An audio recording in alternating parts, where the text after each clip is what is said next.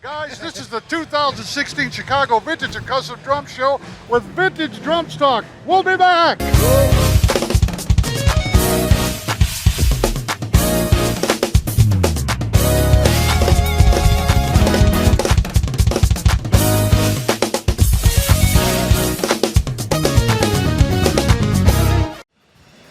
MESSINA here, Vintage Drum Stock. We're at the 2016 Chicago Vintage Drum Custom Show at a new venue, and look who's here. It's Larry Mathews again. You remember him last year with that great slingerless black beauty. Larry, how you doing, man? I'm good, Jim. Good to see you. A year has flown by. I can't believe this. Incredible. You know, last year your booth had a ton of stuff from Mark Cooper. I can't believe you didn't buy Mark Cooper himself. You had the knob tensions, you had the trilogy, you had all kinds of Mark Cooper stuff. What did you bring this year? Show us what you got. Well, this year I'm going to start with this right here. I remember these. These are flat jacks, and these were made by a gentleman named Ralph Custer. He was way ahead of his time. These are from the early 60s. This whole kit broke down into like one case. It was remarkable. You know, speaking of remarkable, these are in remarkable shape. Yes. Yeah. Did you have to do some work on them, or were they like this? They were like this, actually. Wow. Not the shift, but he's walking off on me. That good-looking guy was just walking away over there was his son-in-law. My brother was Ralph's son-in-law, and he worked with Ralph in the business years ago. These, you know, I do remember these, and they were really innovative for their time, and guys would play them on little jazz gigs, but they were also, for some reason, use them to practice. I don't know why, but how cool. The sound never really caught on. It was too early, you know, for those days, and that was the pre-days before guys took the bottoms up their heads in the 70s and 80s doing all of that. Now, what are the sizes here? This is actually 14, 14, and 2 16s. Okay. And if you look at the uniqueness of how the snare design. Look at that. That's almost like a skinny drum. Yeah. A Rogers skinny drum mounted in. That is really cool. And you got to remember, this was 60s, early 60s. Very innovative for that time. How did you come across these? Actually, when Ralph passed away, my brother and I went over to his house, and we got everything together, and all the family got a set, and I got this set. They were very gracious with me, and cool. I was just thrilled to get it. Something different, you know. Well, and when you're a part of the history, not me, but my brother and all of that, and he was a great guy. I actually took lessons from him. This is great. Ralph Custer's Scrapbook. I like that. And Rebeats is selling those over now, is there. This Dave Helsing or Hulsing? How do you? I'm not sure. I don't know that gentleman. Well, I do, because he was a big time duplex collector, and he used to come to the show in the early days.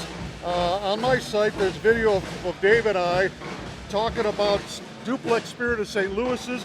He had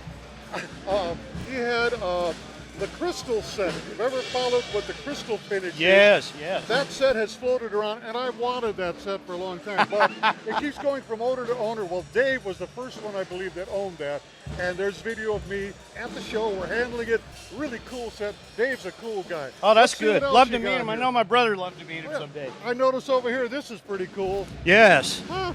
That's a 20 by 16. Usually they're 18 or 20 inch These deep. are very rare. Yes. I remember when John Aldridge picked one up at the show years ago, and he was all excited about that. That's back when he was doing the Not So Modern Drummer. And he had that in there. These are great. Another great find. That is Nita All standing on a 20 inch floor tom right there. Just like that one. Fantastic. Where'd this come from? Believe it or not, it was eBay. I'm an eBay monger. You know, I'm always looking for something different. Yes. I love that. That is fantastic. And I've what got else you want to show us? I got a couple of other interesting things let's here. Take a look over here. This is a reprint of the 1913 Ludwig catalog. Okay. That is a picture of this snare. This very drum here. 1910, 1911. However, that one has a round badge like this. This one has Ludwig's very first. We're talking 1910, 1911 on this one with that badge.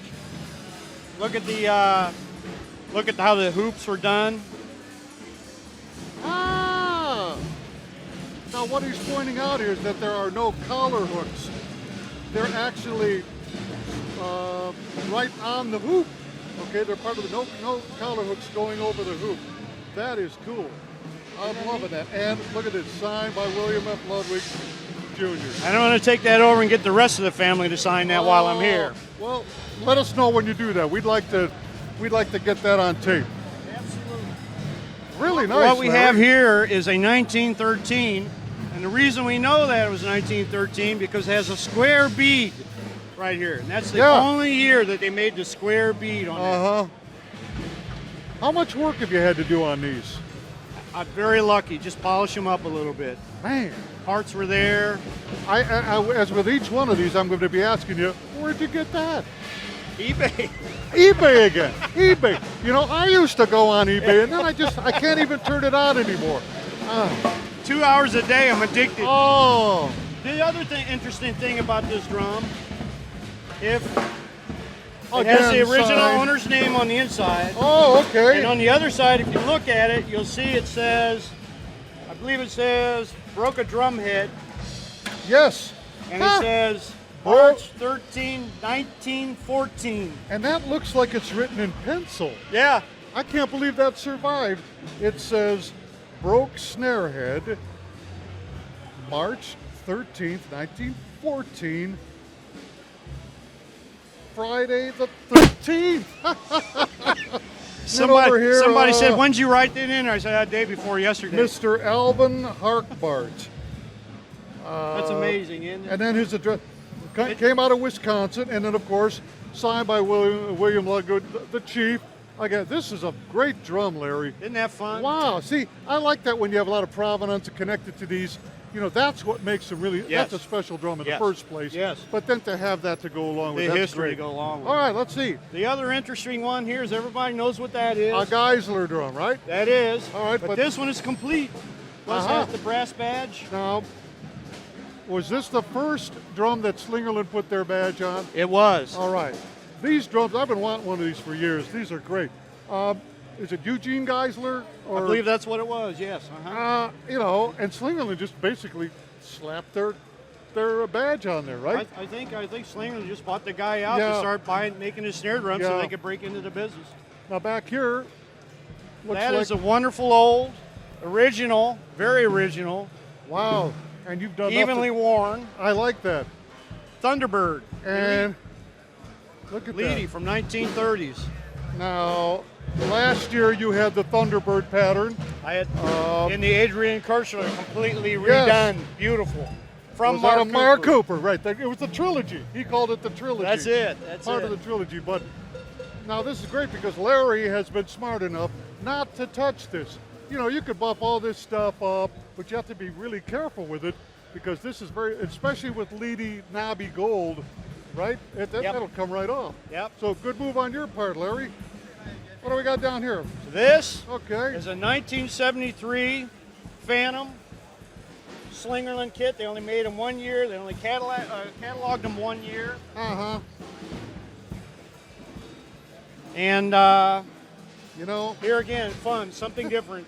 I remember having this Setomatic tom holder. I never liked it because all there is a little nub there for you to put, not much adjustment there, but still, very rare kit. So far, everything you're showing me, Larry, is very rare. He's rare. This is a nice kit. This is it's Starlight Sparkle, although it doesn't look Starlight in this lighting here. Yeah, our new lighting in this facility needs a little work, to tell you the truth. Yes. To truly show off some of these finishes, but and that's an all-original kit that. from 1961 or 2. Starlight Sparkle was only made from 59 to 62, so there you go. You get it? eBay? Yes. eBay again. Wow. And you call people and you make friends with them. Now look, are you selling this? Is all this for sale? Yeah, this stuff's all for sale. Some of it wouldn't break my heart if I brought it back home. Yeah. Just curious. What do you want for that? I'm going to ask about $2,500 for that kit. Pretty cool. All right, you guys, we're at the show. $2,500. Look at that. There you go. Make sure if that doesn't leave, check with Larry. He's a great collector and a great guy. We talk to him every year at the show. We'll be talking to Larry a little bit later on upstairs at the Vintage Drum Talk interview desk, okay? So stay tuned for more of Vintage Drum Talk. Jim Messina and Larry Mathews. See you later.